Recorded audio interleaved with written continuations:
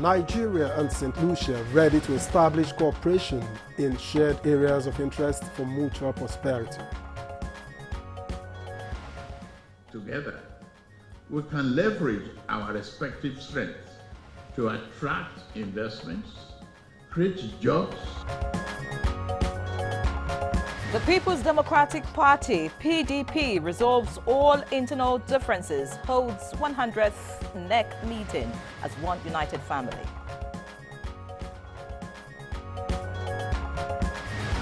Workers of the Federal Capital Territory Administration protest the non-implementation of their allowances, among others.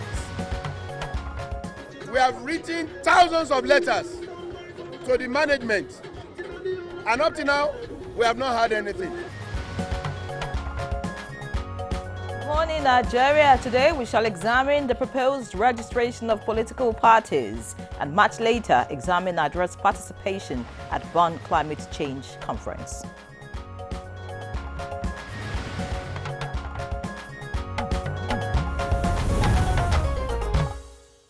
All right, so the registration of political parties in Nigeria is about to get clearer and sharper. And that is thanks to the new guidelines, talking about statutory requirements for registration of new political parties. Indeed, registration of political parties is one of the main functions of the Independent National Electoral Commission. Political associations are constitutionally prohibited from functioning as political parties unless they are registered with INEC as political parties. Yeah, Ray, the political associations prior to these guidelines relied on the 1999 constitutional provisions as amended without clear understanding of the administrative requirements of INEC in registration of political parties. Absolutely, Victor. And this will serve as a reference document for the assessment and enforcement of compliance with the Constitution and Electoral Act provisions and ensuring neutral and level playing field for political players. And while at it, the Independent National Electoral Commission has confirmed receiving letters of intent from 110 associations seeking registration as political parties. Now, Chairman of INEC, Professor Mahmood Yakubu, said the requests are being processed in line with the relevant laws and the Commission regulations and guidelines. 110, quite a number. Are you sure the Jumai political party, according to Chukwudi, isn't part of it? Maybe we should also think of one, you know. Anyways, INEC has also made public the full list of the 110 associations, detailing their proposed names, acronyms, addresses, as well as the names of their chairman and secretaries. Well, that's our topic this morning. Welcome to Good Morning Nigeria. I'm Ian Ray John. And I am Victor Azu. Thank you so very much for joining us on this Tuesday morning edition. We are reaching you live from Abuja on the network service of the NTA. And shortly we will join Frama Pani, who is looking radiant this morning for highlights of the morning news. And much later, it will be Chukwudi's turn for newspaper review. Frama, good morning to you. Good morning, Victor. Good morning, Yeri. Good morning, Nigerians. Here is the morning news. Nigeria and St. Lucia have expressed readiness to establish corporations in shared areas of interest for mutual prosperity. President Bola Tinubu confirmed Nigeria's readiness to formalize the relations with St. Lucia as a point of contact to member nations of the Organization of Eastern Caribbean States. Together, we can leverage our respective strengths to attract investments, create jobs, and foster joint ventures that benefit both our peoples. In driving innovation and transformation of President Tinubu's administration in Nigeria's tertiary education, Senate sought the input of stakeholders as it gives legal backing to the institutions established. The institutions covering the health, education, science and technology are expected to redefine the nation's future in meeting the needs of the 21st century. Or expanding infrastructure. They are about empowering minds, igniting innovation, and nurturing national unity. In 2 years, we have established more than 150 polytechnic universities and federal colleges of education in this very hollow chamber. The House of Representatives ad hoc committee on emergency rule in Rivers State has asked the sole administrator of the state, Vice Admiral Ibok Eke Ibas, to submit a breakdown of major items in the 2025 1.48 trillion appropriation bill. At a budget defense session where the Vice Admiral Ibas was represented, the lawmakers requested the Rivers sole administrator to submit the medium-term expenditure framework that should present the budget. They also expressed reservation over bulk allocations without breakdown in budget, such as 24 billion naira for CCTV cameras to be installed in the state government house. Allocated to the states does not find its way back to the federal government one way or the other. We are not against the project. We are just saying the proper thing should be done. Workers of the Federal Capital Territory Administration are protesting the non-implementation of the allowances, among others. The workers on Monday morning converged on the FCTA premises to press home their demands. About 10 items were enumerated. One, promotion 2023, 24, 25 should be done. We have written thousands of letters to the management, and up to now, we have not had anything. And talking party matters now, the People's Democratic Party, PDP, has resolved all its internal differences and has held its 100th National Executive Committee meeting as one united family. It was reported that NEC unanimously agreed that Senator Samuel Anyanwu continues to act as party national secretary. Party faithful to stop arbitrary demarketing of this party. We are all on the same page. No excuse for coalition. The federal government, in adherence to the Basic Healthcare Provision Fund's guidelines, has approved the disbursement of more than 32 billion to all designated funding gateways to strengthen ongoing efforts to improve public health outcomes across the country. Coordinating Minister of Health and Social Welfare, Professor Ali Pate, who revealed this while presiding over the 2025 second quarter of the BHCPF committee meeting in Abuja, also emphasized the significance of the recent signing of the tax reform bills into law by President Bola Tinubu, which will mark a strategic step towards reducing Nigeria's reliance on foreign funding for health and other key sectors. With our ability to fund basic services, because good healthcare is not cheap healthcare. Countries have to invest in it, and Nigeria is investing in it. And those are the news highlights. Good Morning Nigeria continues with Victor and Nyenre after these messages.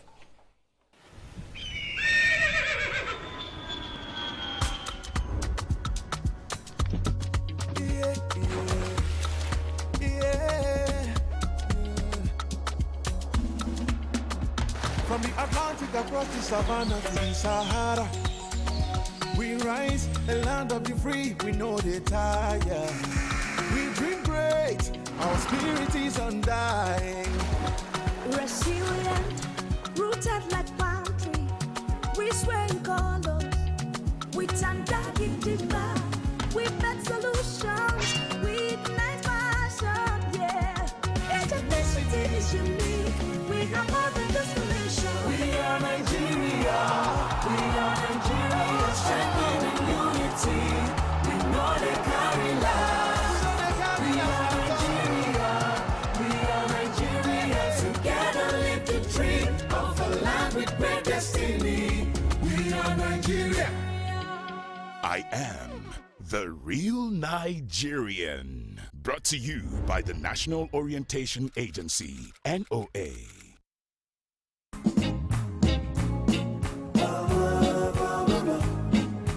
Mama, you just maliciously good. Now I can tell you any day that everything tastes better. Lady Bama, oh, maliciously good, maliciously good. Maliciously good. Hey Nigeria, ready to breathe cleaner air and save money? Let's talk about gas. Drive with CNG, the smart, cost-effective choice. Fill up for less and travel further. Save money, save the planet. Switch to LPG for cooking. It's cleaner, healthier, and better for environment. Say goodbye to smoke and eye problems. Do you know Nigeria is a gas nation ranked 9th globally with over 209 trillion cubic feet of gas reserve? Gas isn't just for cooking and driving. It powers industries too. Cleaner, cheaper, and more efficient. And the best part, conversion centers are popping up everywhere. It's never been easier to switch to gas. Join the cleaner energy revolution. Choose LPG for cooking and CNG for your vehicles. Clean energy for brighter future. This message is brought to you by the Office of the Honorable Minister of State for Petroleum Resources, Gas, supported by the Nigeria Midstream and Downstream Petroleum Regulatory Authority, NMDPRA. The Nigeria Coat of Arms is the official seal that represents the authority of the Federal Republic of Nigeria, hung on the wall behind the seat of the principal officer of the government, supported by the portrait of the serving President of the Federal Republic of Nigeria. It has 7 features. The black shield stands for Good Earth of Nigeria. The silver wavy band stands for the confluence of rivers Niger and Benue. The 2 white horses stands for dignity. The yellow flora is a common wildflower throughout Nigeria. The red eagle stands for strength. The wreath is in our national colors of green, white, green. The motto, unity and faith, peace and progress, is written on a beautiful yellow ribbon, and it's a maxim for all Nigerians. Be a real Nigerian.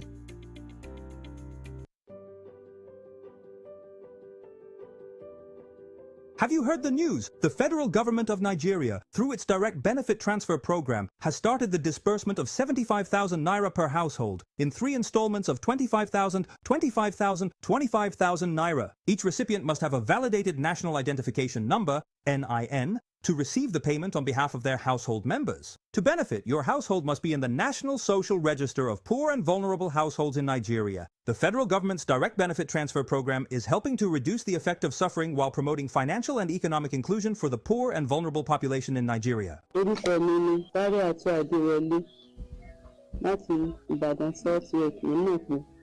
fún wa ní 75,000. NIN mi àti káàdì láti lọ gbà. Nígbà tí mo sì gbà, mo ń fi ṣe nǹkan tó dáa, mo ra oògùn nínú rẹ̀. Mo ra oúnjẹ tí màá jẹ nínú rẹ̀. Mo sì wọkọ̀ mi náà ń bẹ.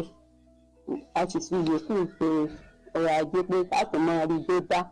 A dúpẹ́ lọ́wọ́ ìjọba wa òkè. This message is brought to you by the Federal Ministry of Information and National Orientation, Federal Ministry of Humanitarian Affairs and Poverty Reduction, in collaboration with the National Social Investment Programs Agency, National Social Safety Nets Coordinating Office, and the National Cash Transfer Office. The Nigerian national flag represents our country's history, culture, and identity. It was designed in 1959. The colors are Emerald Green 2.0, which represents agriculture, and Immaculate White represents unity and peace. Know how to handle our flag. Illuminate the environment or don't fly the flag overnight. Do not fly a dirty or tattered flag. Take such flag to the nearest National Orientation Agency office for proper disposal and replacement. The national flag can only be flown at half-mast on the directive of the federal government. The national flag must be flown at the same or higher height when displayed alongside other flags. Don't burn or allow the national flag to fall on the ground. Do not print, decorate, modify, or insert the coat of arms on the flag. Our national heroes are not buried with the flag. They are honored by presenting it to their next of kin during interment. Respect our national flag. Be a real Nigerian. This message was brought to you by the National Orientation Agency, NOA. Up next is Newspaper Review.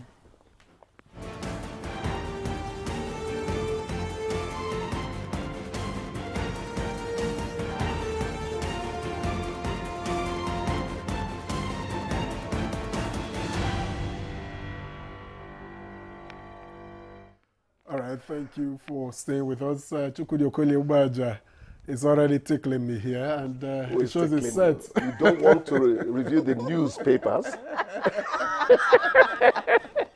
Chukwudi, good Yeah, to see you. you are fantastically fabulous. Thank You make me happy. And I make you sad. I should. It can be morning to Well, you. I'll Morning. I'll do better in making you sad. You will never repent. Good to see you. It's not in your character. All right, so let's look at what the papers have this morning.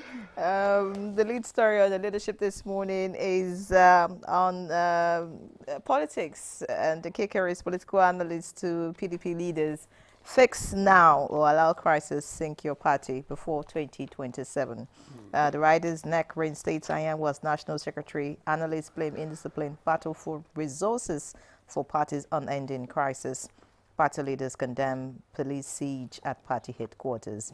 All of that on page 8 of the leadership. Above that, also a political story. NEC is the kicker. APC picks new national chairman, July 24. All right, looking beside beside the lead story this morning, we have Tinubu Lord's Wike's transformational leadership. That's on page 17. Below that, protesters touch NDLA office, vandalize Monarch's Palace in Kwara. You want to find out why? Page 27 will guide you. Below that, Senator Natasha Rained gets bail. Page 27 has all of that. IDP's corpse exhumed, burnt to ashes in Taraba. That's on page 18. Not interesting at all, but of course you want to see what's going on. Above the masthead, we have 2027 coalition woos ex-President Jonathan. The Badaru leads federal government's delegation to Saudi Arabia as Dantata's burial holds today. That's on page 14. And finally, just below the masthead of the leadership this morning, we have NCAA grounds Rano Air after engine failure. Details on page 8. Victor. All right, thank you, Ian Ray. And I have Daily Trust, which leads with this heavy political story, how PDP governors BOT resolved impasse. Anyanwu reinstated as secretary, NEC to hold July 23. That story is on pages 4 and 5. And just above that headline, below the nameplate, Torji's ally, Dambokolo, 6 bandit commanders, 182 foot soldiers killed. It's on page 31. And Dantata's burial holds today in Saudi Arabia is on page 8. Below the picture story, which of course details the entrance to the secretariat of the People's Democratic Party in Abuja yesterday, coalition to adopt ADC Wednesday is on page 6. And finally, the triple at the bottom, the trio at the bottom, FCT workers begin protests over welfare is on page 20. Wike slashes Uni Abuja land from 11,000 to 4,000 hectares is on page 7. And I am ready for single-term presidency. Obi is on page 13. Chooks, the ball. Thank you, Victor. Now the bit ERA didn't want to mention is quite alarming, because it's about a man's corpse being exhumed to be burnt to ashes. So there was need to punish the dead body. Life had gone out of it. Not on request. It's I don't know what we're becoming in this country. You want to think that these are not people with a human heart. Well, drugs are running riot, among our young people. So you continue to see strange things. There's a story here that is not too good as well. It's mourning, but let's just quickly say that they're talking about one dying in Canowell incident. These editors have to be careful. What is one dies? One die. It's okay. PDP. The area was giving them a piece of advice there. Fix now, allow crisis, sink your party before 2027. Let me say that we are practicing multi-party democracy. And as journalists, we want a situation where we have the more the merrier, because competition matters to us a lot.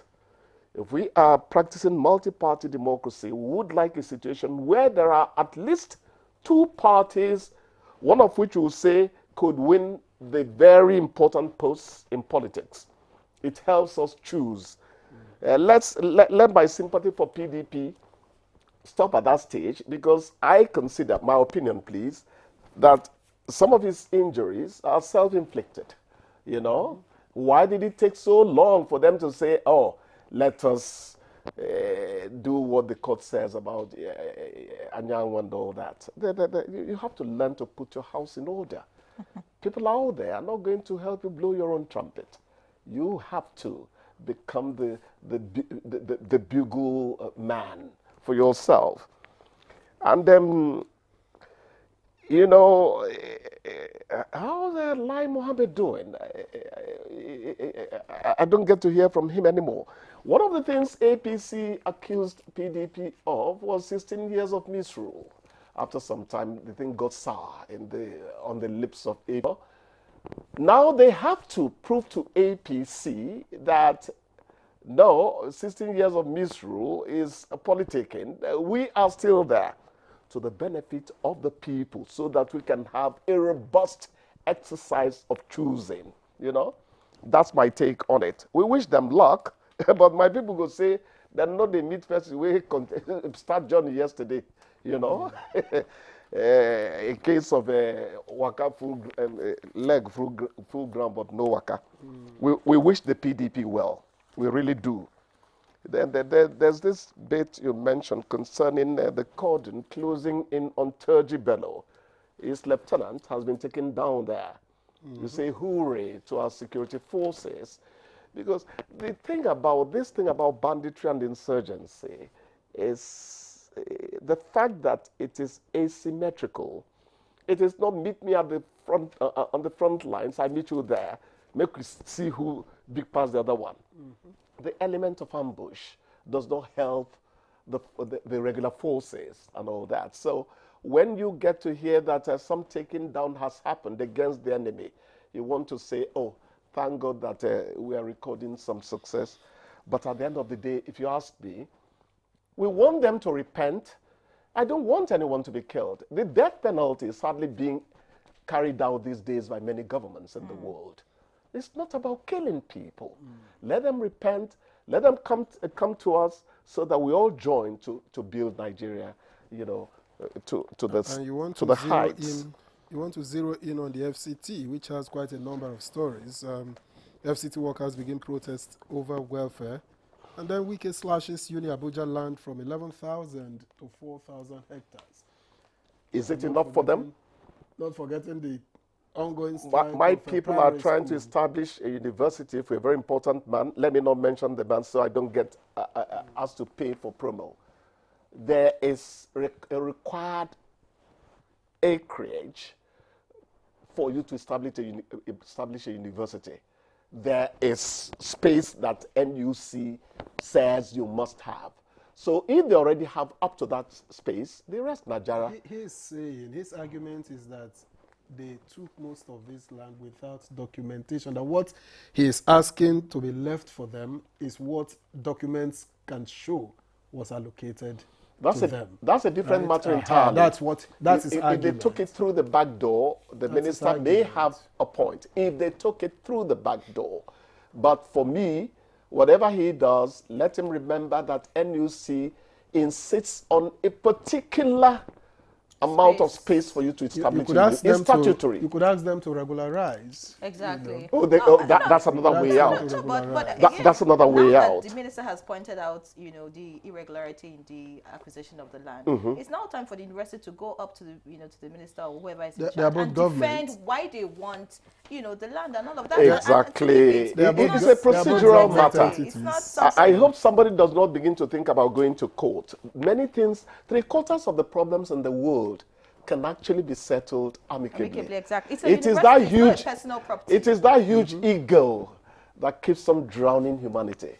Humility is a big asset. It's just the problem between me and you that they go to court soon. Anyways, you know, talking about the FCT, we just hope that, you know, all this protest comes to an end. Because, I mean, we get to see that So many projects are being commissioned, and it will not be fair to see that the individuals who work in the FCT are not properly taken care of. The issue of welfare of workers, teachers being on strike. I mean, that is the bit. For 3 months or so. That is the bit I want to touch on quickly. I don't know whether I'm terribly a fan of Wike. You know, sometimes I say, hey, there should be more decorum in the way this man addresses issues. But I call Wike the roadmaster. So I don't know where they. Wike is a performer, you know. But going to where I really want to go to, it's unlike him not to see to the welfare of people. That is the case. You hear about school teachers, you hear about resident doctors and all that. And I say, no, it's on Wike. What really is the problem? You know? Let them look into it. Because whether you like it or not, that man is a performer in many aspects of life. When it comes to telling journalists the questions to ask, when he's on, and that's when Chukwudi has issues with him. Then I tell them, no, you take him to the basics. We are journalists. And Peter Obi is ready for a single-term presidency? That's negotiation in life. If it works out for them, fine. That's in obedience to, I guess, in obedience to the North-South. You know, Chukwudi will always scripted zoning. You know, Chukwudi will always out with it. I was one of those who, at a point, said, as part of reconciliation, telling people that the civil war has ended, Nigeria should have managed today to have had a president from the southeast. Not from the point of politicking, because it's survival of the fittest, as nation building. So I am happy that somebody in the southeast, not held by body, is coming into reckoning. Please, this is not bias. This is about how I think concerning the well-being of this country. So whatever they can discuss, if he ever makes it, good luck to him. Talking about the well-being of this country, you know, the security issue is taking a different dimension. It's important that government and, you know, those who should look at it, you know, do the needful. The report from Kwara is not nice. Yes. That youths, you know, the insecurity in the particular community, I think Lafiagi, that's the headquarters of Edu local government area of Kwara State. Yes. The people are claiming that every week people get kidnapped, you know, people have been robbed, killed, and all of that in the community. So they went ahead to protest yesterday. They burnt down the, or rather vandalized the Monarch's Palace. You How does that solve the issue? How does it solve it? Now, it doesn't solve the issue, but it's just drawing attention that the security issue should be handled, so it doesn't, you know, lead to other things that, you know, may cause more harm. So what's the part of the NDLEA in it? I see that the office of the NDLEA was also burnt. Yeah, they just wanted to. The office of the NDLEA was burnt, huh? Okay, maybe some people in a righteous manner. We too are part of it. All right. A righteous manner. We too are part of it. All right, I hate to see you go, but you have to leave. You are lying. So Liar! I hope you have a good day. Have a wonderful day, my dear. You too, sir. Good Morning Nigeria continues after this break. Please stay with us.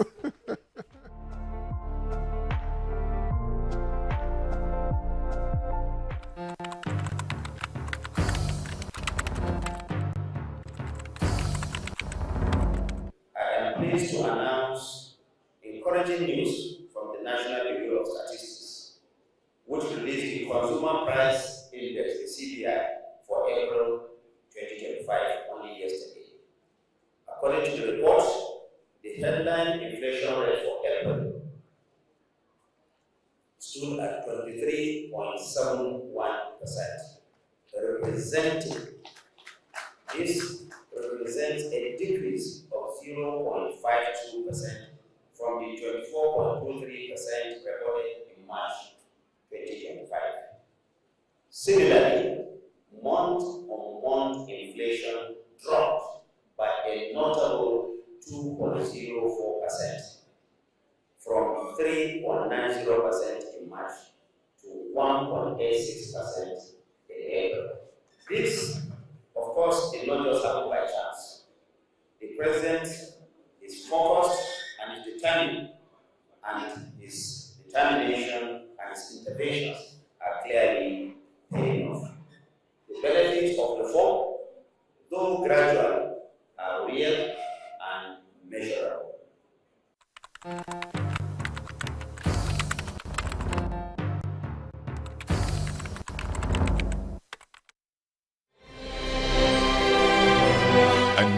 edition of TV Guide is out, featuring an impeccable personality with purposeful leadership. Abba Abubakar Aliu, MD, CEO of Rural Electrification Agency, takes us through the gamut of activities and mandates of Rural Electrification Agency, as well as its achievements and dreams. I really want to see that I leave a lasting legacy that can be spoken of in a very long period of time. Welcome to a world of fun and excitement as we also present an assemblage of professionals in the media space. Some compelling NTA programs, current trends in the fashion world, ICT, sports, entertainment, and lots more. Meet Professor Charles Anosike, the Director General and Chief Executive Officer of the Nigerian Meteorological Agency, as he shares his vision in repositioning NIMET as a key player in Nigeria's climate strategy. Get a copy at the vendor near you or any NTA station nationwide. TV Guide, your indispensable companion. Anything in front of the camera, you're there. I'm hosting a TV show. I could take your job. Like yeah. Just saying. You see, that your nip up. Just saying. I will finish and you won't stand for you. By night, I do brand influencing. So if you need a face for your brand. Wait, which brand are you influencing in the night? We'll get back to it. Okay. Powerhouse family.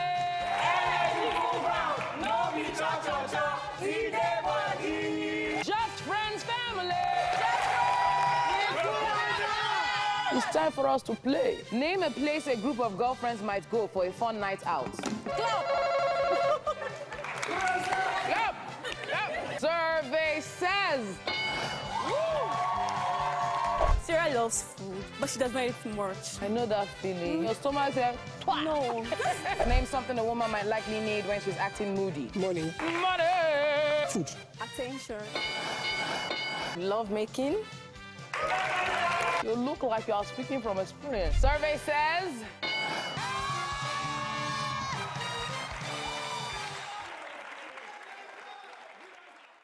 At NTA Television College JOS, you will dive into exhilarating hands that will fuel your passion in education and propel your career to new heights. We don't just teach, we craft the next generation of media leaders. Explore our diverse offering, understanding the personnel matters and issues in the public service, basic development communication, financial reporting under IPSAS, and interpretation of public sector accounting standard IPSAS, audit, internal check and control management, video camera maintenance, new technologies, optics, fiber, IP technologies, automation, storage management, and wireless technology. Challenges and opportunities in the secretarial profession in the digital age. Digital marketing, basic drama, online reporting, understanding the provisions of the revised public service, audio engineering operations and maintenance, camera operations, and intermediate drama. Mark your calendar. The second quarter of 2025 is your launch pad. This is your moment to seize the future. Announcer Management.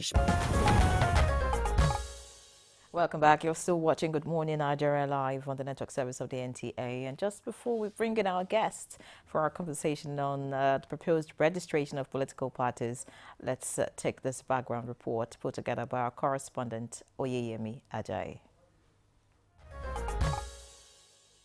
Political parties are crucial for the functioning of modern democracies.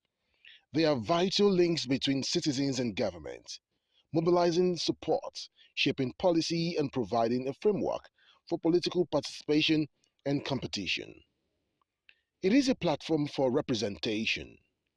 Many parties have emanated from groups with political consciousness and some willing to make changes in the political space of the country with their own ideology and idiosyncrasies, and that has made the number of political parties in the country to continue to increase. Recently, the Independent National Electoral Commission (INEC) reveals 110 associations applied to the commission seeking the registration as political parties ahead of the 2027 general elections.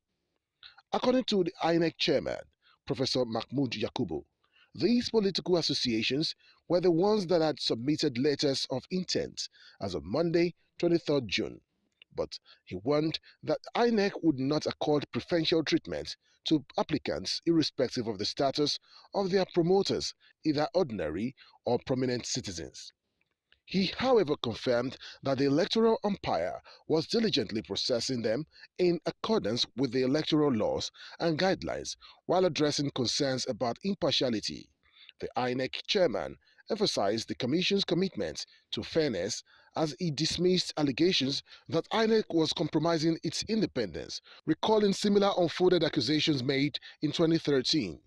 Now, this development has brought reactions, with many asking how many political parties does a country really need to prove its political strength, and how well does INEC regulate these parties?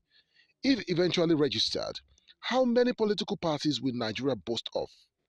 Questions our guests will be answering shortly. Indeed, questions that the guests will be responding to, and indeed they are ready to respond. Let's begin by introducing here in the studio Professor Sheriff Ghali Ibrahim. He's former head of Department, Political Science and International Relations at the University of Abuja, Director, International Center at the same university, and head of Contemporary China-Africa Research in Nigeria. Always a pleasure to welcome you to Good Morning Nigeria. Thank you for having me. Good morning, Nigeria. All right, let me also welcome here in the studio Victoria Etamesi, Director of Voter Education and Publicity Department at the Independent National Electoral Commission. We thank you very much for coming. Thank you very much. Good morning. And also with us right here in the studio for the conversation is Jide Ojo, a public affairs analyst. Always a pleasure to have you. Many thanks for joining us, sir. My pleasure, Leon. Good morning, Nigeria. All right, let's begin with INEC. What are the gaps in the old guidelines that necessitated, the new ones as it is? What gaps did the new, do the new guidelines seek to plug? The new guidelines, if I would call it that, it came into effect in 2022. So it's 4 years old, so it's really not... 3 years. Yeah, okay. So it's 3 years old, so it's not that new. terrible, yeah, so to speak. But it came into effect to address issues that that affected the effective functionality of the Commission with regard to managing political parties. So if you go back to 2023 or thereabout, we had so many political parties. 91 political parties contested the 2019 election. The Commission tried to reduce the number because then we saw that it was really cumbersome. The ballot papers were more like a booklet, and it also affected the ability of the electorate to manage their selection and choice. So that again impacted on voided votes because inadvertently a voter would probably thumbprint on the wrong because of the myriad of logos and the rest. So the Commission thought that with due consultation that there was need to have quality rather than quantity. And many of these political parties we have seen, and it has been established, they are basically special purpose vehicles. So they just come on when it's close to election so that they can probably negotiate for whatever with the leading parties. So there was need to streamline and ensure that those who were there for serious business and really needed and were ready to help the citizenry, so to speak, to be good players, if I may use that expression, in the political arena. So essentially the 2022 guidelines and regulations helped to manage the number because it was with the guidelines now that it was established based on the provisions of the Constitution and the Electoral Act, because the Constitution was also amended, going back to the 2023 saga where the Commission deregistered some parties. Some of them went to court and they said that the Electoral Act was inferior to the Constitution, and so we needed to abide by what the Constitution said because the Constitution did not specifically states that we had to deregister them because it protected their fundamental human rights anyway. And so in 2018, there was an alteration to the Constitution to support what the Electoral Act provided. And that was when, after the provisions established or stated in the Constitution, which listed the conditions for deregistration, it was based on that. And performance came into effect, which meant that a political party needed to have, needed to perform. We needed to see that you're able to win an election, no matter how small. And so that was infused into the Constitution. And now the the guidelines and regulations clearly listed out what the Constitution and the Electoral Act provided, in line with what a political party must have or achieve before it can sustain itself. Have you used these guidelines to register for any party registration process at all? Yes. Yes. When and how often do you register political parties periodically or when you have requests? It's based on requests and if you meet the requirements.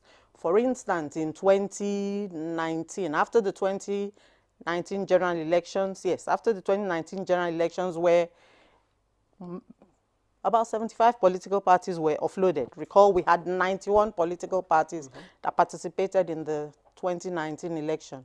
And so with that provision of the Constitution, which listed 3 items that if you're in breach of the requirements or the stipulations of the Constitution, if you're not able to win a percentage for the presidential election, for instance, you must win 25% of the votes in a state.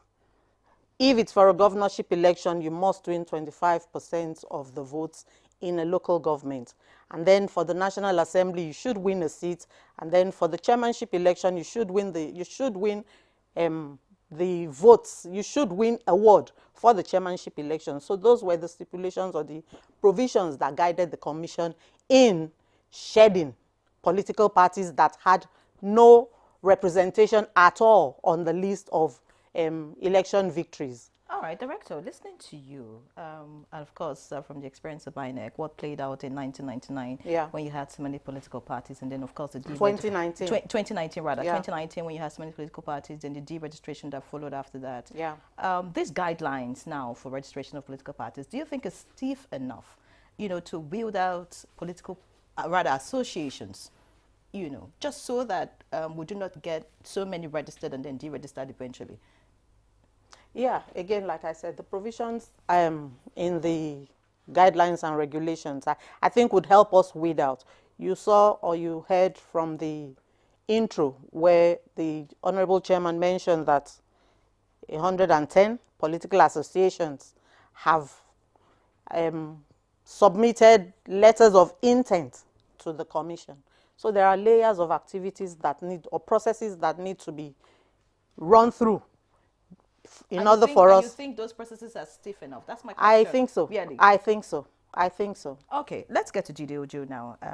This trend of seeing associations wanting to be registered as political parties, 110, that's a huge number. In your own view, what do you think it's leading to the surge in wanting to, in associations wanting to become political parties, and what does it portend for our political climate? Thank you, Leah. Good morning, Nigerians. I think it's a very good omen.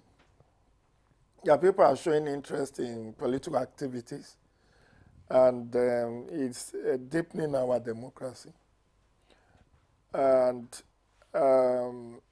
what Director said, excuse me, was very quite in order. I've followed through. I've worked with political parties for since 2003, and I've seen their trajectory. See, why many people may express concern, oh, we have too many political parties. Do you know how many political parties India has? Do you know how many political parties exist in US? Is it because people just talk of Republican and Democratic Party, you think there are only 2? There are over 100 political parties in US. I was in US in 2010 to observe their midterm election. And India's political party is over, is it not close to 1,000 or thereabout? But you see, one of the pillars of democracy is political party. In fact, if you take a military system and you take a civil rule, the difference, because the military build rules, if it's brick and mortar, they can do that. But what one pillar, one showpiece of a country running a democracy is must have a political party. While there are systems where there is only one party, like in China, or two party, there are most democracies have multiple party system. Now, let me give you one instance. It's just that in Nigeria, we are too impatient with party management, party development, and party institution. Islamic Brotherhood, Prof, you will know, in Egypt, that Mohamed Morsi won his presidential election, I think 2011, 2010 or thereabout, was in existence for over 80 years before it won that election. 80 years. Islamic Brotherhood had been in existence in Egypt. Thank you. Muslim Brotherhood. Muslim Brotherhood, yeah, thank you. Over 80 years before it won. But in Nigeria, we are just too impatient. Oh, this, I'm all for, you see, what we need, what my own concern is not the number of parties we have. My own concern is perhaps there is a condition that should be precedent about how you get on the ballot. And you know, Professor Charles Soludo, when he was governor of Central Bank, did something about bank consolidation. Remember, where banks are now graded, they are now in phases. There are banks that are state-based, there are regional-based, there are national-based, based on how much resources you have. There are national players, there are regional players in the banking industry today. And that is what we should encourage. Parties should exist. If you want to exist in just a local government to contest election, chairmanship and councillorship, let there be. If you want a regional party, you know we have all of this in the First Republic. But the military coup of 1966 changed all the dynamics. We now centralized everything. Parties must have offices in 2/3 of Nigeria. They must have national headquarters. And then you now wonder whether this party could muster resources to run efficiently and professionally these offices that we are putting them under pressure to establish. But it is all because of our history with military rule that the perception of some people in time past is that we need to have a centralized system. That's why today people are calling for the scrapping of State Independent Electoral Commission. Let INEC take over their role. They are calling for the scrap, and they said they don't want state police. Let there be only one policing system. But is that what other federal system does? Let me share something with you.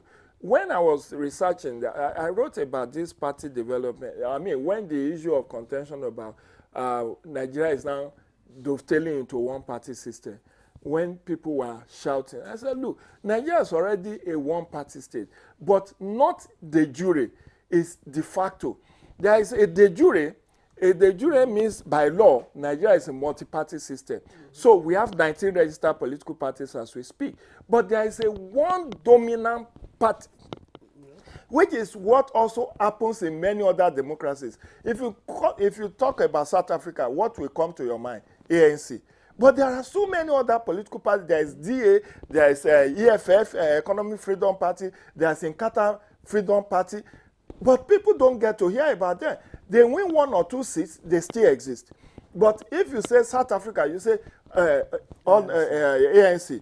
If you go to Ghana, you will think there are only 2 political parties, NPP and NDC. But there are other parties, including the party that was established by Kwame Nkrumah.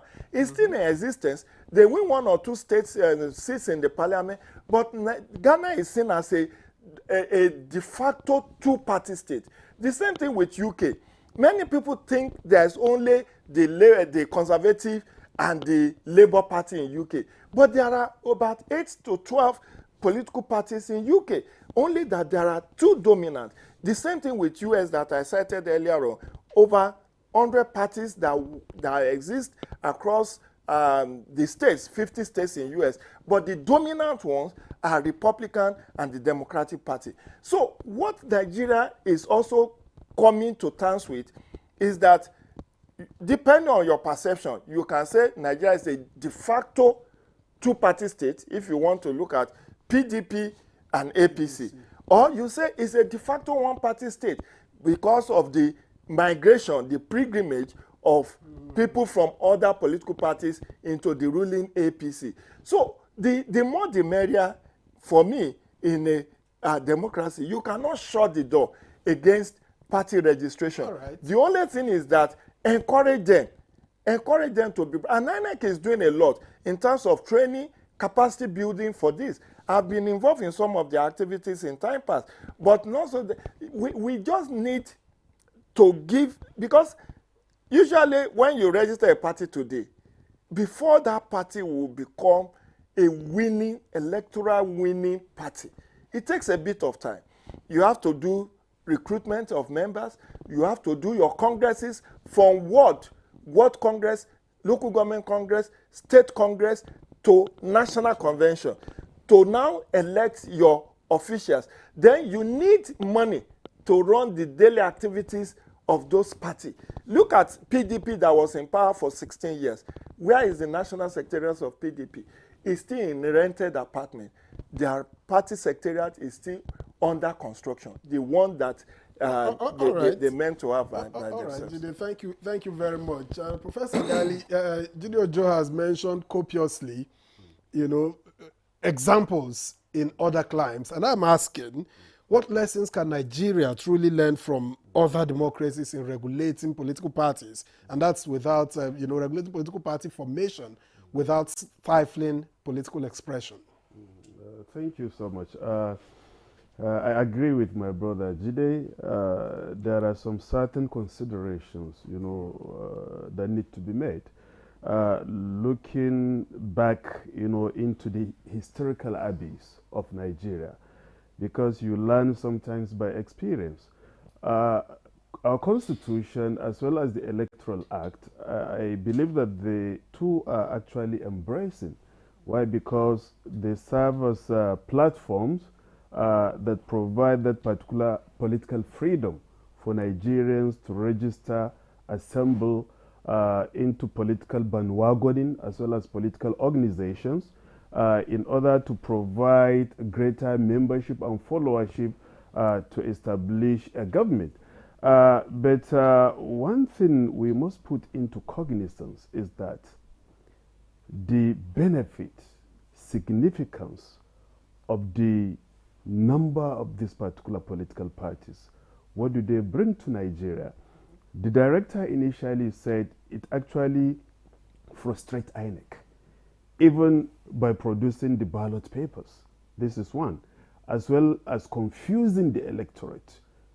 Some will actually look at some of the emblems, confusing or misleading. Which one should I actually be? Well, choose. Previously, my people, whenever they go to the polling unit, they will ask them, vote for my Masara. My Masara, that is that one that carries corn, the symbol of corn, that emblem, you understand? So, if there are two things that resemble that, it creates confusion, to the electorate. And this is one. Then secondly, we should also look at the motive behind this particular registration, as well as the people carrying out this particular registration. Political party is supposed to provide political orientation. Those forming those political parties, have they received a greater political orientation before they venture into politicking? This is one. Secondly, political party should provide political socialization. Those wishing to establish these new parties, are they politically socialized? Then three, Political parties should provide interest articulation. Concurrent political parties in Nigeria, do they invite interest articulation? That is from the electorate, from Nigerians. Number 4, political parties should provide interest aggregation, meaning you aggregate the interest of the electorate, culminating into national policy that will benefit the general masses of the entity. So the major motive is political organizations in Nigeria, which is our country, they assemble themselves as business ventures. We want to establish a government for the benefit of what will emanate from that particular office, not for the national benefit, not for the general benefit of the masses. History has shown that. The political parties, which have failed to provide since independence, my brother, we are still battling on good roads, how to get securitized, how to get more vibrant schools, how we should improve our image on the world stage. So many things attached. But that notwithstanding, we should better the political environment and the political system. I hold the belief that having so many political parties, is not the ideal situation in our polity. Why? Because it brings about wastage. Wastage in terms of financing these particular political parties. It even brings about frustration on the side of the electorate. You go, trying to choose which party is that. Then these political parties, again, what we need to have is we must rise to the position of changing the narrative and alternating from the Western-style democracy. Because we must not have so many political parties. We must not be like the United States or United Kingdom. After all, we are trying to distance ourselves from the variables of colonialism and perpetual domination. So to be a free people is when we begin to strategize, synergize, as well as bring up new patterns of governance and administration, especially in Africa. We must not continue to be followers. We have thinkers, we have wise men, we have scholars, we have able men and women who can think twice as well as initiate political projects that will actually be beneficial for Nigeria and Africa. We must not continue to be followers. So what I mean here is that we should recruit party members on the basis of meritocracy, but political parties recruit all sorts of human beings, all sorts of people as members of political party. What allows for membership of political parties, political recruitment in our country is how much dollar, how much naira do you have in your pocket? How are you able to finance political campaigns? How are you able to galvanize political support? But not what you are going to produce, which is dividend of that particular democracy as well as what political parties should actually provide to the people. So what we are after is, we go for meritocracy. My brother made mention of China. Even China is not a one-party state. There are political organizations and political associations. What China does is that it shifted its alliances from the Western-style democracy. What they do is political association and political harmonization against political competition and rivalry. So even though in the Western-style democracy, we are being told that there has to be what? There has to be opposition. We agree there has to be opposition. But those opposition parties should not engage in disharmony, a kind of acrimonious rivalry and competition, which may lead into lynching, violence, and post-electoral violence. But what we should have is political cooperation among political parties. Many thanks, Professor Ibrahim, for your thoughts. I would like our viewers to know that they can participate in this conversation. You can send in your questions, your comments, or suggestions, and the number is on your screen. You can send either SMS or WhatsApp messages. Please do not call. All right, I'd like to get back to the director from INEC now. Listening to Jide Ojo and Professor Ibrahim speak, they seem to, or rather, Professor Ibrahim thinks that, well, we do not need too many political parties, but Jide Ojo thinks that, well, it's good for our democracy. There's so many challenges which have been highlighted already. I mean, strain on the part of INEC, financially, logistics, different, spheres for the voters, frustration, yes, of course, because, I mean, trying to pick out political parties from a very bulky ballot sheet, can be something else. But I want to know what INEC, intends to do with all of this coming up. 110 associations seeking registration. At the moment, a lot of critics think that INEC is not monitoring and regulating the existing political parties, just 19. Enough. Now, if majority of these political parties get registered, does INEC have the capacity to do its job as far as, monitoring and regulating political parties, or maybe doing it better than it is at the moment? I think INEC has the capacity to. It's one of its core functions to regulate and monitor political parties. It does have the capacity. But the issue is, was there any due diligence by these political associations before they submitted their letters of intent? If you go through that list, a lot of them are found wanting. The minimum requirement is that you must have a name, you must have a logo or a symbol, you must have an acronym, you must have an address, and there should be a pro tem secretary and chairman. Quite a significant number of these political associations were found wanting in one of these or the other. Not very few, maybe about half, met all the requirements. So it's really not, in that instance, you wouldn't say the commission is the one throwing them out. They have thrown themselves out because the guidelines and regulations are there, the Electoral Act is there, but they still went ahead and submitted a letter of intent that does not convey or cover or provide information on all of those, in all of those boxes. So it's really not an issue of whether INEC has the capacity, but the issue is, are the political parties, like the political associations, like Prof said, what are they bringing to the table? It's like just wanting to join the bandwagon so that it will be on record. The Honorable Chairman made a joke during the stakeholder meeting, and somebody said, oh, didn't you see me? I was a member during the signing of the peace call. So you're just interested in, okay, being amongst the big shots when the cameras are on.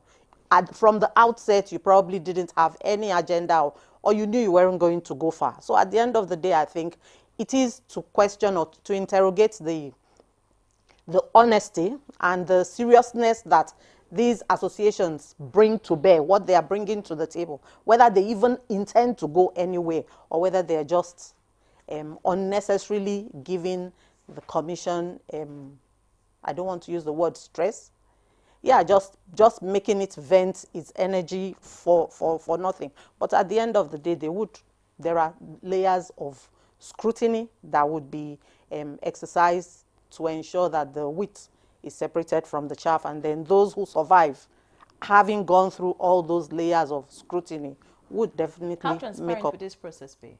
Oh, it's very transparent. For instance, okay, the associations have submitted their letters of intent. The commission has acknowledged the receipt of those letters. Now it is going through. It has itemized all the submissions so that everyone can see. I think it's you during the intro, you put it on the screen. So you can even see the political associations that have shot themselves in the foot already. That means they won't even move to the next stage. And by the time you get to the next stage, once you meet the requirements for this at this level, and the commission acknowledges, you make the payment of the administrative fee, and you're given access to upload your documents and particulars online. It's going to be strictly electronic. So once that upload is done, and then the commission will now sit again back and scrutinize all the submissions and attachments. I think nothing can be more transparent than that. And again, they would be notified if they do not meet the threshold in line with the Constitution, the provisions of the Constitution and the Electoral Act, and the guidelines and regulations. And after that, then they move on to the last stage where the commission would now notify those who have scaled the requirements. I'm just wondering if the commission has a bias in favor of registering as many political parties as possible, or bias in favor of reducing, to the barest minimum? Because I'm trying to see how you are going to enforce compliance without being, accused of partisanship. The law does not allow us to stop anybody, any association from being registered. Like I said, provided they did their due diligence. If they meet all the requirements, it doesn't matter what the commission feels. The commission will and must register them. So like I mentioned earlier, they themselves, quite a number of them, just have shot themselves in the foot right from the onset. So if they do their due diligence, they come to the table with something and they stand for something, then the commission will have no choice but to register them. All right. Jideojo, you seem to support this association, so I think I need to look closely. Maybe your name is on one of them. It's not. I didn't see. Okay, you can confirm that. Yeah, okay, that's good. Anyways, it's my right, even if I did. Anyways, but looking at all of this playing out, will this really deepen our democracy? Or will it complicate the electoral process? We already have challenges with the few that we have. Handling them is a big issue. I mean, you have come on this program a number of times and you have talked about our elections, INEC not being the problem most of the time, but the political parties, lack of ideologies, political parties who are just there because of negotiations and all, what they can get and all. Would this not complicate the problem? For Nigerians generally, because at the end of the day, I mean, if our political space is toxic or not working, it's the people that suffer. Thank you. See, it's an evolution. Let me, for the benefit of those who may not know, the commission in between 1999 and 2002, the commission attempted to stop the registration of certain political associations. And they went to court. Remember, it was Chief Gani Fahimi that was the lead counsel for those associations. And the court ruled, you cannot stop them. This is a democracy. Did you know that we have only three political parties in 1999? But because of that Supreme Court decision, I think in 2002, that was when the number shot up to 30, from 30 to 60, from 60 to 70, is it 74, or that was when it went to 91? Then from 91, it started coming down. Now, the Supreme Court, which is the apex court, said you cannot put a sledgehammer on party registration. Even the Bible says, let the wheat and the chaff grow together. At the appropriate time, they will be separated. The Constitution has been altered in Section 225, subsection A, to say that INEC, you now have the power to deregister. Yeah. What else? So, you see, I don't want us to have this fixation about whether they are special purpose vehicle, they are not special purpose. That is not our business. The business of democracy is the good, the bad, the ugly. You must allow them. You can, who are you to say somebody, you are not looking, this is not Vatican where you are looking for saints. Political association, political party is a sinner's avenue. They say there is a church called All Saints Church. That is the biggest lie. There's not All Saints Church anywhere. It's just a name. So you cannot. I'm giving you historical antecedent that the Supreme Court has ruled that you cannot shut the door against political associations seeking registration. And that was why many people took advantage and the floodgate was open. And then there was, I think, Section 75 of 2010 Electoral Act, which now gave INEC the power to deregister. And then when INEC wielded that power, these political parties went to court and said, look, the Electoral Act is inferior to the Constitution. And then the government of the day, government of President Buhari, also now altered the Constitution in 2018 to now put that Section 225 subsection 225A, which now empowers the Commission to deregister. what I would expect INEC to do is that if it's 200 political associations that are seeking to register and they meet the criteria of the Constitution, the Electoral Act, and the guideline, they have to be registered, irrespective of whether the Commission likes or not. Now, the flip side is that post-election, INEC must stand and wield the big stick. You know what this party also hide under? Because the law says you must win, director have spoken to it, certain number of threshold of votes or seat. It's either of the two. You must either win, I think, 25% of vote or at least a councillorship. Because it's not INEC that is conducting local government election. INEC only conducts area council election. So some of this party hide under the fact that, oh, all the CX must have conducted local government election before you can say my party has not won even a councillorship.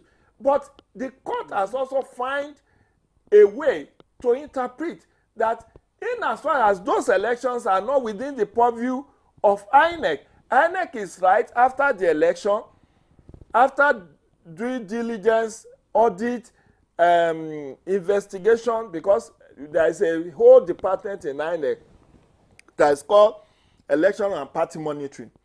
And you know, the Constitution in the third schedule has empowered INEC to register, monitor activities of political parties, including their finances. It's very elaborate. It's a constitutional provision that the Commission cannot shirk on. So it is just for the Commission to now, maybe 6 months, 1 year after the general election, to look at those who met that constitutional threshold. Did they win area council, at least one councillorship position in the area council, or they won threshold of that vote that is the basis, or they are in breach? Because it also says if you are in breach of the provisions that under which you are registered. For instance, if you provide false documentation or you cook up stuff, that you can be deregistered. So what I will encourage the Commission to do is to be alive to its responsibility in that respect, so that we only have serious-minded people.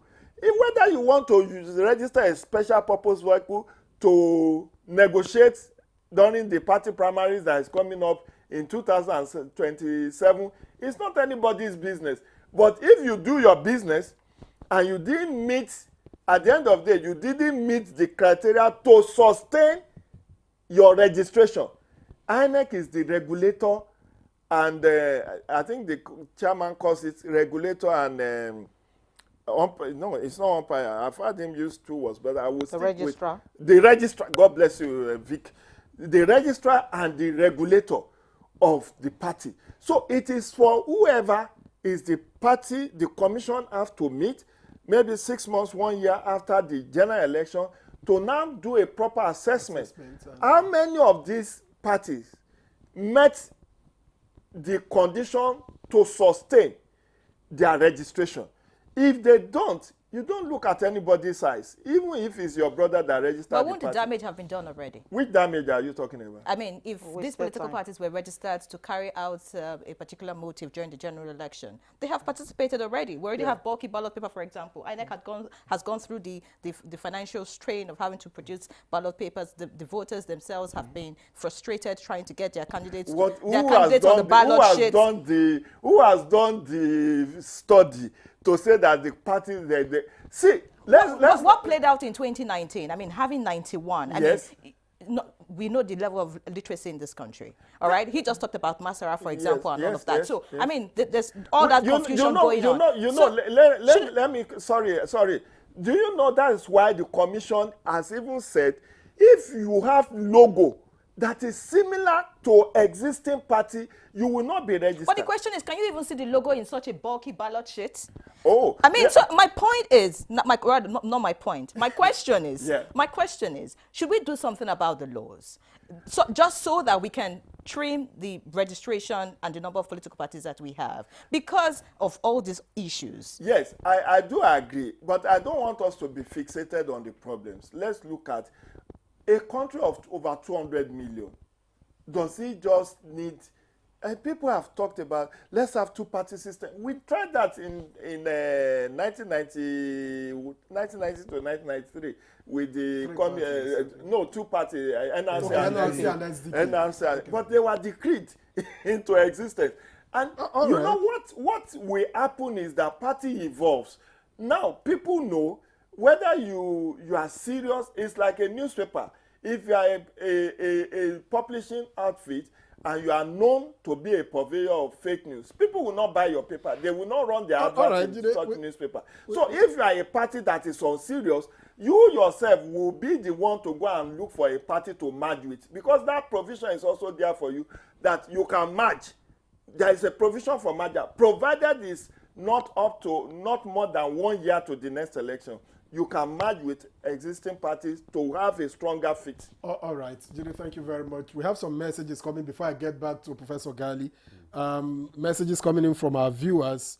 Joshua Cannon, Usman E. Joshua, Cannon JP, says, good morning, Nigeria. Thanks for the good job. Let elections start among political parties to have 3 leading parties for final public general election to help our country to survive, please. Well, that's his opinion. And another says, I am Abbas Abubakar Saad from Jalingo, Taraba State. Introducing another political party, in addition to those we already have, may cause confusion for the majority of the electorate. My question is, are the current political parties not strong enough to solve our problems and promote our priorities as a people? More importantly, are our problems caused by political parties or by individuals? I believe having only 2 political parties would be ideal. If you do not belong to Party A, you would automatically belong to Party B. Well, what of those who don't like A and B? And another says, your guests have nailed the real issues. What many of these people registering political parties just want is to acquire the title, former presidential candidate of Party XYZ. Yeah, Ray?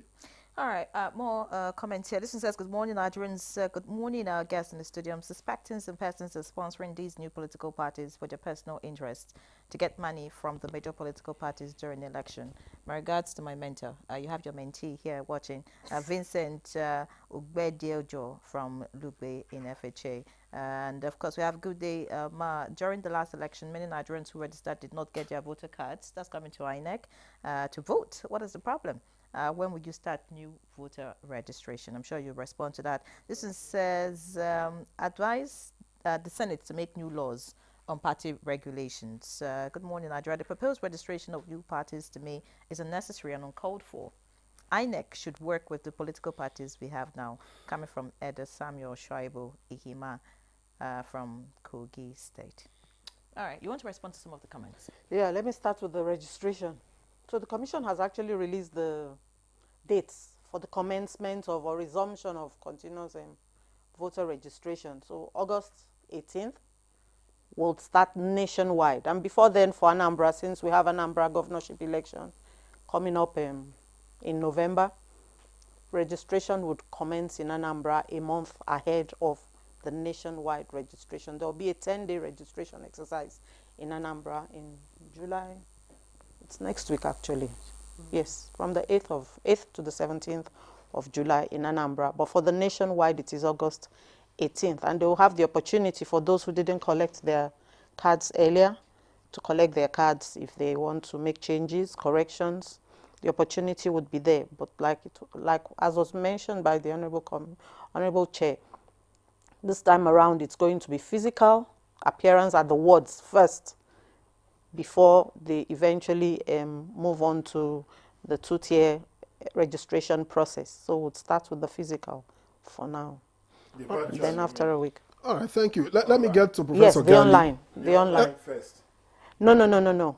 We're starting with the physical first, before we now open the window for those who would do the online and now complete with the... All right. Now, there's so much talk, Prof, about the number, even from the comments of the viewers, is our problem, the number of political parties and all whatnot. But in your opinion, as a political scientist, to what extent does the existing political party structure contribute to Nigeria's democratic development? Now, we have 110 applications, does it signal vibrancy or does it signal, is it just systemic fragmentation?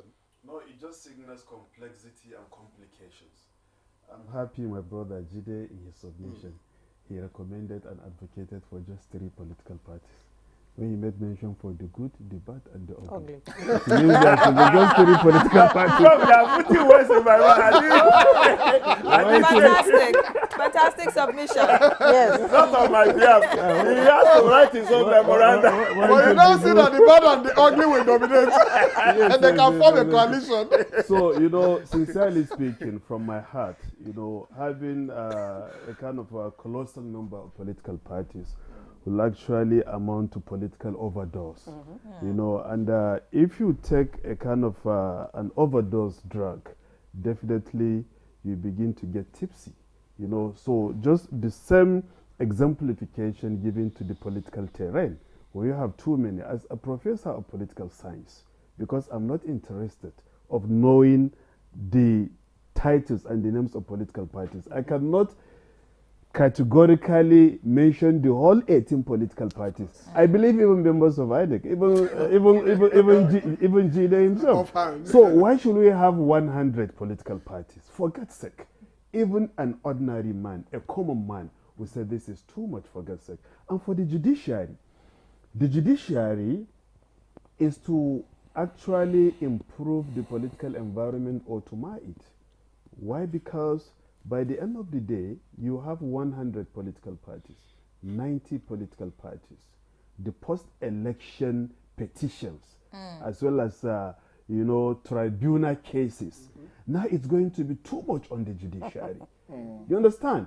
And 100 political parties going to court. When are you going to bring out the final verdict for Nigerians to start actually tapping from the dividend of democracy? So the end justifies the means.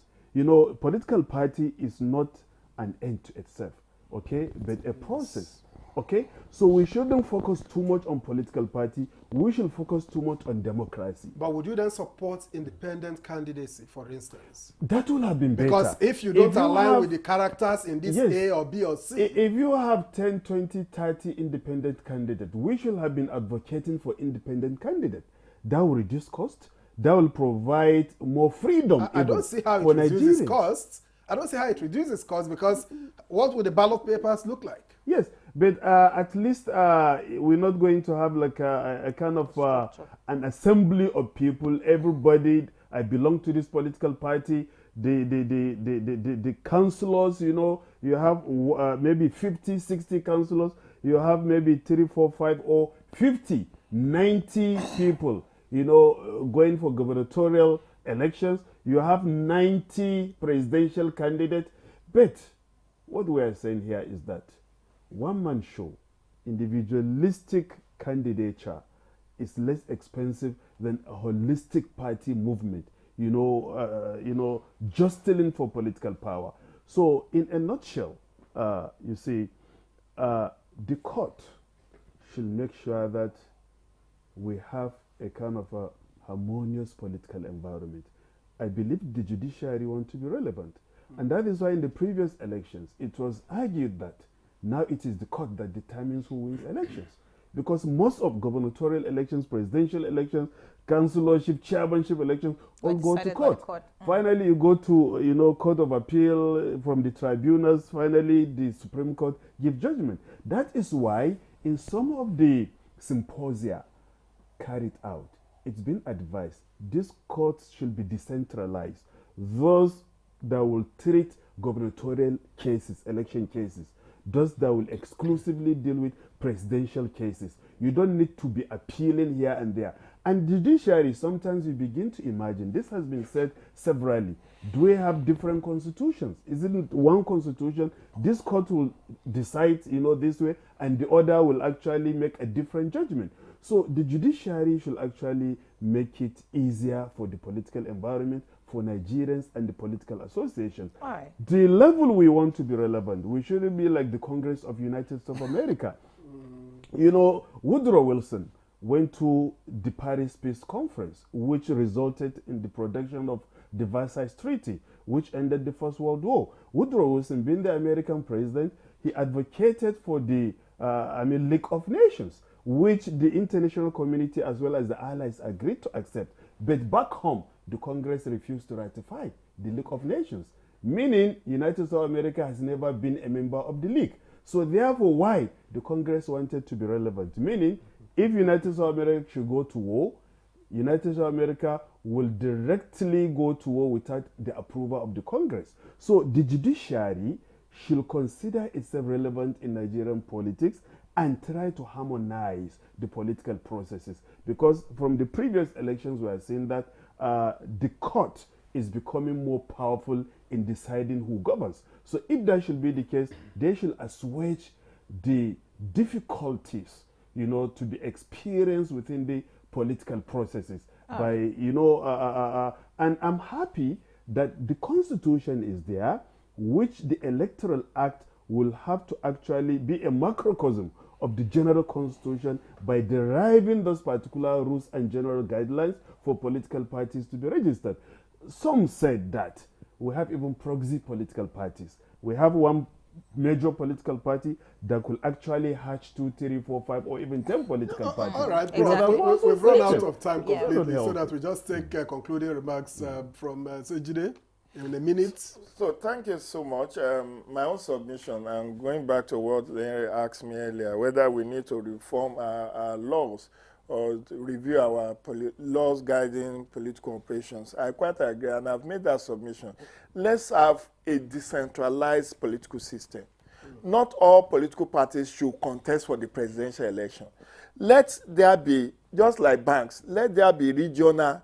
Now, the president has created what? Regional development commissions. Yeah. You get? Let all parties, if you want to be in Zobu party, register in the southeast and then contest election in the 5 southeastern states. If you want to be in Bati, register for southwest, to contest election in the 6 states. So we can do that, and I think then at the national level, INEC will not be overwhelmed, and then judiciary, by extension, will also have less to do in terms of post-election dispute resolution. All right, we need to wrap up the conversation. Thank you so much. Director, your final words, and of course, what most Nigerians will want to hear is that INEC will live up to expectation.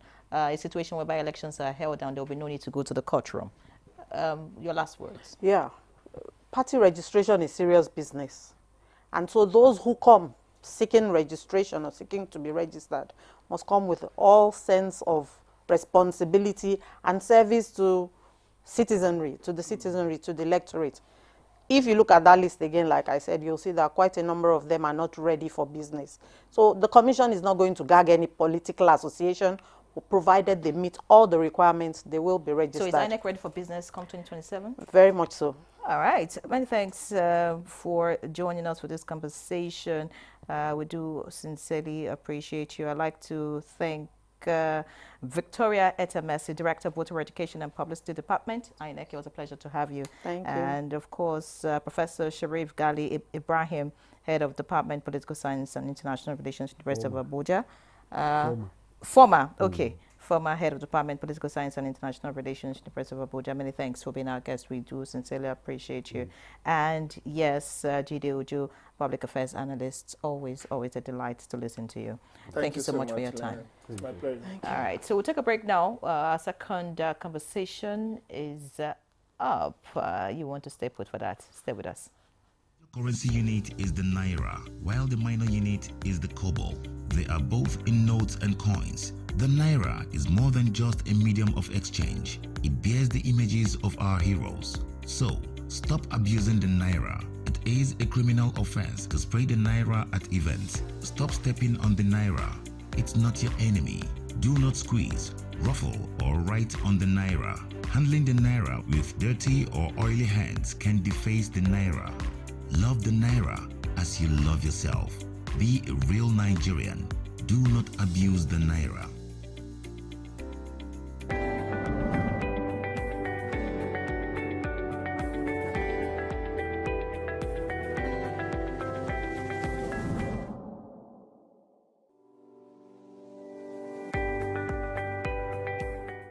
when we think about the digital economy, you can see it as the marketplace for digital goods and services. And increasingly, it's becoming a force to reckon with and an incredible contributor to economic growth, because we've seen the growth in technology and digital platforms. Technology has it really permeated every aspect of life and business, the way we live, the way we work. And when we talk about the digital economy, we're really talking about leveraging technology and digital platforms in a powerful way to drive growth, to drive solutions to problems, to drive applications, and to provide services. The digital economy is something that has the potential to help Nigeria leapfrog a lot of its development challenges, right? Because think about what the mobile phone did for Nigeria years ago. That is the potential we have for digital, because it has a way of reducing the barriers to innovation. It has a way of being able to transform service delivery, whether it's government's delivery of services or whether it's services in the health system, where people can use digital to actually be able to see their patients better. But it takes a lot to realize that potential of digital. The first thing is like every other thing, there's an infrastructure you have to build to be able to make sure that digital economy can thrive. Think of something like, capturing that happens in Nigeria, right? Where you capture, people's biometric when they go for a driver's license, when they go for passports, and each of those are separate things. Largely a system where we're able to streamline that and actually have a platform that exchange biometric information that makes it easier for people to access passports, easier for people to register to vote. But today it's very tough, right? But those are basic infrastructure that needs to be invested in. A lot of it is through government and private sector collaborations to make it happen. If we're looking to accelerate growth in the Nigerian space, we really need to look at enabling the digital economy. That includes providing digital infrastructure, connectivity, because that's the highway, like the highway that everything rides on. We need to think about digital capacity building in terms of the suppliers to the economy and also the consumers within the economy. So a robust digital literacy initiative. The good thing about technology is that, one, it helps you to transcend boundaries.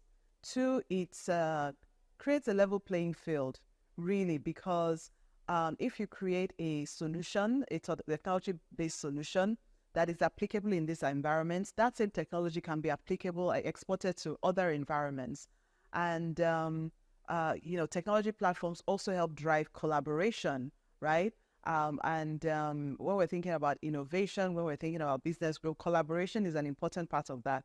So when we think about the impacts with the rest of the world, we find that actually technology platforms are giving us an opportunity to engage more actively, to collaborate, to create partnerships, to even export our knowledge and services for people to engage with all the great things I'm talking about technology and digital platforms. They need access, internet access, broadband access. So we need to make sure that access is more available and affordable for the average user. The most important thing is to think about where you want to go as a country and actually what type of policies are going to help get you there. There are examples of countries who've been able to transform using digital, for example. There are very clear things those countries did to be able to make it happen. So a lot of this, the pathway to be able to solve these problems are not mysterious, right? It takes courage of the policymakers to be able to understudy some of these things and bring in the policies that work to be able to help them.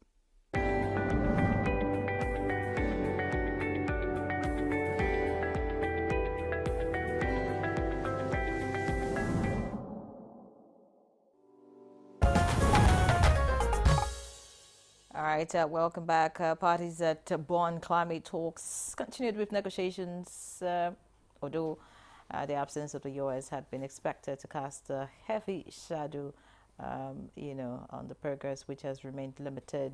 Finance emerged as the key sticking point at the end of the day. And globally, the rerouting of climate finances to other priorities and declining official development assistance are undermining international cooperation and weakening multilateralism. Meanwhile, the climate emergency continues to transcend political, cultural, geographical, economic, and social boundaries. Now, joining us here in the studio for the conversation on Nigeria's participation at the Bonn Climate Change Conference is Dr. Nkiruka Chidiamadwekwe, who is Director General, National Center for Climate Change. A pleasure to welcome you again to Good Morning Nigeria. Thank you for having me here this morning. Now, what were the key priorities, for the country heading into the Bonn conference, and how much are you able to negotiate those priorities? Thank you again for having me. For the country, finance remains a priority, a very key priority, especially coming out from the Baku of the new collective quantified goals, where partners had shared that they were going to give $300 billion. And in the Bonn negotiations, the like-minded developing countries brought up adding Article 9.1, which states clearly that Article 9.1 of the Paris Agreement, which states clearly that developed countries will provide finance to developing countries for their mitigation and adaptation. And that is, if you look at it with regards to 9.3 of the agreement that talks about mobilizing finance, is different. And the NCKG was focused on mobilizing finance. And as developing countries, we wanted to have the conversation as to what exactly does it mean for you to provide finance for us? So, of course, at the top of the priority was provision of finance, Article 9.1, and also the just transition, and also what exactly would it be when you're talking about the indicators for global goal for adaptation called the GGA. So for Nigeria, it was first the adaptation, 2, transparency, 3, the aspect of finance, and that was why we supported the LMDC's position. To bring Nigeria to be able to negotiate at the Bonn, one of the things that the Secretariat did, the National Council on Climate Change Secretariat, is that in December, we very early on informed all the ministries, both federal and state ministries, about the Bonn negotiations, just to get them ready. In February, we sent out again another notification just to say, be prepared, And then in March, we also sent out a request asking for nomination from both the federal and state ministries. Let me explain why we did that. We are trying to build Nigeria's climate negotiators' capacity. And for us is that you learn by doing. You have to be in the room to see what this looks like. It's not your normal conference. It is taxing. You're there from 8 a.m. till sometimes 12, going to 12 a.m., so to speak, because parties haven't agreed on a certain text. And so we felt that it was important to build Nigeria's climate negotiating capacity, and we started doing that from COP Baku, COP 29, and then this, for the very first time, we opened up the space to both the states and the federal ministries to bring in their climate negotiators. And we were able to really accredit 122 persons. Unfortunately, not everybody was able to go because of the visa issue, which we even raised at the Bonn. And that was one of the issues we raised with our partners at Bonn, to say, you're not letting the developed countries participate. You're not giving us the visas to be able to participate. So again, just in addition to the agenda items, was being able to build Nigeria's climate negotiating capacity, and we're able to do that. So we had states representative and as many ministries that could be represented were in the rooms, and firsthand they were able to see what the negotiation looks like, and for us that is a starting point. Because when you talk about climate change negotiation, it's not a one-off. It is something that has to be dedicated, and we want to see that grow and build institutional capacity on climate negotiations. That's very important for Nigeria, because what people fail to understand is that climate negotiations is not just the climate change space. This is going to happen with regards to what we're going to see in INC 5, which is the plastic treaty negotiations. if you do not know Nigeria's what you should protect concerning what we should protect for Nigeria. For instance, in just transition, we're hearing texts like phasing out of fossil fuel. As a fossil-dependent country, that is a red line. And it's important that Nigerians know this if you ever are in the plastic treaty. Also in the IMO. So in the IMO space, what we have seen our partners do is where you cannot get us to agree in the climate change space, you bring these same issues with regards to phasing away of fossil fuel in IMO, that is, of course, maritime, and then also the plastic treaty. And so that's why it was very important for us to build the capacity of Nigerian negotiators. And at the very forefront, they now see that this negotiating thing is, one, understanding the text, two, knowing what your priorities are as a country, provision of finance, different from mobilization of finance, two, that as a country, phasing off of fossil fuel, for us, we are going to transit, yes, using natural gas. But we cannot, once you see phasing out of fossil fuel, that is a red line for us as a country. And we can't let that, come into our text. So now, what has happened is that you will see that text going to Belém, and it's important that Nigerians are aware. And of course, again, we're talking about building capacity. I forgot to add that in addition to not just asking people to nominate, asking ministries to nominate, we have the support of GIZ to have a 5 days intensive training for our negotiators. We're still going to have another one again going towards Belém, because it's important for Nigerians to understand what climate negotiation is and how to protect the country's participation. All right, many thanks, DG. Fantastic. You seem to be doing a great job, pushing, the narrative, as far as climate action is concerned in Nigeria. But, those who criticize the Bonn meetings say it is heavy on talks, but light on action. Climate financing has been a critical issue. For example, in this conference you just attended, the U.S. was missing. What does this say about, developed countries, raising funds, like they have pledged in the past, to deal with some of these issues? To be quite frank, this thing you just said, provision of finance, made us not adopt the agenda for 2 days. We were supposed to have started on the 16th. We finally started properly on the 18th. Because like-minded developing countries, the African group of negotiators, G77 and China, insisted that we must have, and of course Nigeria, insisted that we must have Article 9.1 on the agenda item. We talked about provision of finance. Our partners don't want to have this conversation. They want to talk about mobilization of finance, where you can also say that private sector should come into the conversation. But we are saying that, listen, using Nigeria as a case study, in the global fair of emissions, our contribution is very minuscule, really minuscule, less than, you can say 1%. But we are then burdened to drive our climate action agenda using our own funding.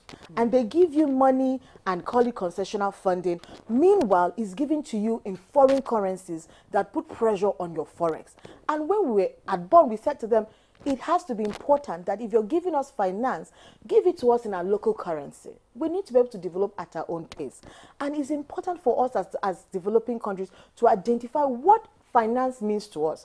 Now, what we got back from Baku was that you can scream all you want that finance is not being given to you, but you need to have the right infrastructure in place. Let me explain what that means. The Climate Change Act has said that Nigeria has established a climate change fund. We need to operationalize the fund as far as yesterday. Because what the fund does is that it says clearly to partners, this is a fund that would help you with regards to your mitigation and adaptation. You can also track the funding. So when a partner says to you, oh, we've given you like 30 billion, it's there, and they know what the money was for. What we also saw missing is very clearly what is called climate finance taxonomy. What does climate finance mean to you? What project would accrue as climate finance supported projects? 3 is what is called climate investment strategy. You have to be very clear where you're moving to as a country. Now we're having conversations on what is called the country platform. So what I'm saying in essence is that, yes, the partners have to do their own bits. But us, as developing countries, we also have to put in place those infrastructure. And I saw the disconnect between the experts and the negotiators. Let me explain what that means. When for us as supposedly experts who understand what is happening, you say you have to have these things in place. But the negotiators are saying, no, you must have this in the text. What we're saying is that both of them have to go hand in hand. You see a country like Trinidad and Tobago already putting out an action plan, and these people are getting finance like no man's business. Or is it Kenya? So, or Rwanda, that has a green growth fund that has attracted over 20 or so, 250 billion dollars. If Nigeria continues to wait and not operationalize the climate change fund and have very clear documents with regards to policy documents on her climate finance and climate finance taxonomy, we can scream all we want about $300 billion not being enough, but we are not allowing the right infrastructure to be in place to attract that funding. So what are you doing about that? Thank you so much for that question. So we're currently working with of course, we have the support of the Ministry of Finance and also working with NSIA to craft out what the governance structure of the Climate Change Fund would look like. We're also receiving support from the Nationally Determined Contribution Partnership, NDC Partnership, to develop the investment plan. We're speaking to partners about support to develop the climate finance taxonomy, but I've given clear deadlines that we have to have this document before Belém. All right, Belém is just some months away. Yes, in November. So before you know it, it's COP30. Yes. And you know, we'll be talking again, like we did in COP29 and like you just did in Bonn. But speak to us really, from the way you speak with optimism. You know, like this conference is going to bring some real change. But what role does geopolitical tensions and national interests play in stalling some of this progress? Well, what you said is very important. National interests and geopolitical politics is important because people are there to support and guard their national interests. And it still goes back to why you should know what your national interest is. People say I have it very difficult pronouncing that word, but multilateralism, right? Which basically means all of us coming together to solve a global issue. It looks like it's not working, and we said it very clearly at the Bonn. We were very disappointed at the fact that our partners just couldn't agree to have 9.1 on the agenda, 4.3 of the convention on the agenda that talks about provision of finance. And we said we need to work together to be able to resolve this problem. As a developing country, you need to be able to participate in that conversation. Let me not lie. 2 days, 3-4 days into the whole process, I was like, what are we even doing? Is this necessary? Should Nigeria actually attend the COP? But you know one thing I realized? You know how they say you cannot shave a man's head in his absence? If I kid you not, they will shave your head in your absence. So in as much as it looks like the wheel is not moving, it's gradually moving. Because gradually, we can use the word woke. You can say that the developing countries are now being woke as to what the national interest should be and what kind of partnership they should demand from the partners. They are really now being woke. With the way the talks are going and the conferences are, you know, moving, the temperatures don't seem to be waiting. It's rising by the day. Yeah. Time is running out. Do you think all of this will solve the problem?